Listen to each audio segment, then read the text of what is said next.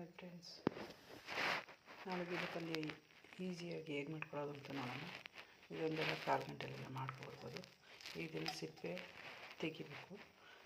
ತೆಗೆದ್ಮೇಲೆ ಈ ಥರ ಆಗುತ್ತೆ. ಇದನ್ನು ಚಿಕ್ಕದಾಗಿ ಹೆಚ್ಚಿಕೊಳ್ಳೋಣ.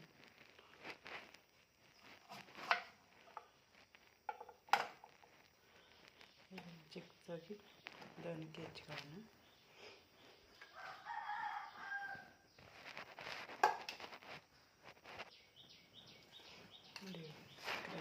ಸಣ್ಣದಾಗಿ ಹೆಚ್ಕೋಬೇಕು. ಹೆಚ್ಕೊಂಡು ಒಗ್ಗರಣೆಗೆ ಹಾಕೋಣ. ಇವಾಗ ಎಣ್ಣೆ ಬಿಟ್ಟು ಒಣಮೆಣ್ಸಿನ್ಕಾಯಿ ಹಾಕಿದ್ದೀನಿ, ಸಾಸಿವೆ ಹಾಕೋಣ.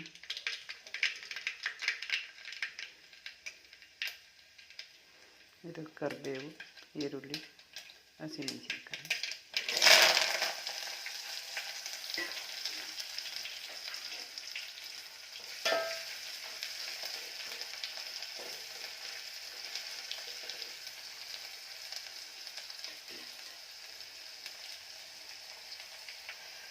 ಇವಾಗ ಇದು ಬೆಂದಿದ್ದಾಗಿದೆ. ಇವಾಗ ಆಲೂಗೆಡ್ಡೆ ಹಾಕೋಣ.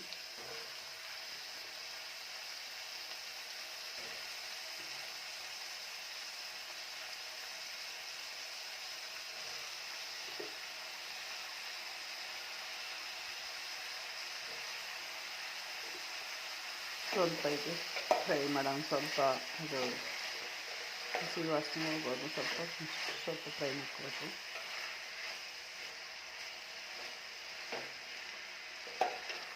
ಈಗ ಎಲ್ಲರೂ ಗೊತ್ತು, ಆಲೂಗೆಡ್ಡೆ ಪಲ್ಯ ಏನು ಹೊಸ್ತು ಮಾಡ್ತಾಯಿಲ್ಲ.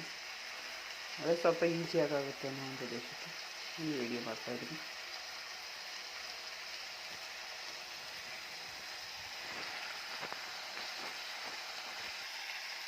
ಈ ಥರ ರೋಸ್ಟ್ ಮಾಡ್ಕೊಳ್ಳೋದ್ರಿಂದ ಟೇಸ್ಟ್ ಕೂಡ ಚೆನ್ನಾಗಿ ಬರುತ್ತೆ ಮತ್ತು ಬೇಗ ಬೇಯುತ್ತೆ. ಸ್ವಲ್ಪ ಎಣ್ಣೆಲಿ ರೋಸ್ಟ್ ಆದರೆ ಅಲ್ಲೇ ಅರ್ಧ ಬೆಂದಂಗೆ ಆಗಿರುತ್ತಲ್ಲ, ಬೇಗ ಕೂಡ ಆಗುತ್ತೆ. ಇವಾಗ ಇದಾಗೈತೆ. ಇದಕ್ಕೆ ನೀರು ಹಾಕೊಳ್ಳೋಣ.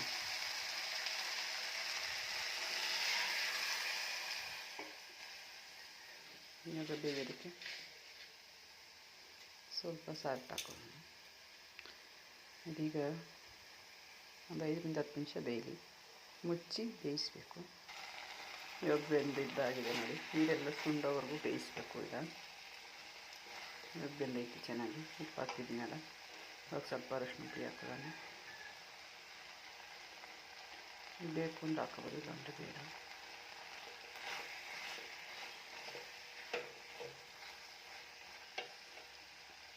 ಜೊತೆಗೆ ನಾವು ಕಾಯಿ ತುರಿ ಕೂಡ ಹಾಕ್ತೀವಿ ನಮ್ಮ ಕಡೆ.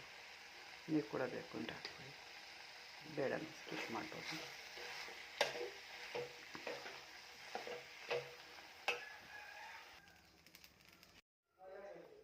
ನೋಡಿ ಎಷ್ಟು ಬೇಗ ಆಗೋಯ್ತು ಆಲೂಗೆಡ್ಡೆ ಪಲ್ಯ. ತುಂಬ ಸಿಂಪಲ್ಲಾಗಿ, ತುಂಬ ಬೇಗನೆ ಆಗುತ್ತೆ. ಮನೇಲಿ ಟ್ರೈ ಮಾಡಿ, ಲೈಕ್ ಕೊಡಿ ಮತ್ತು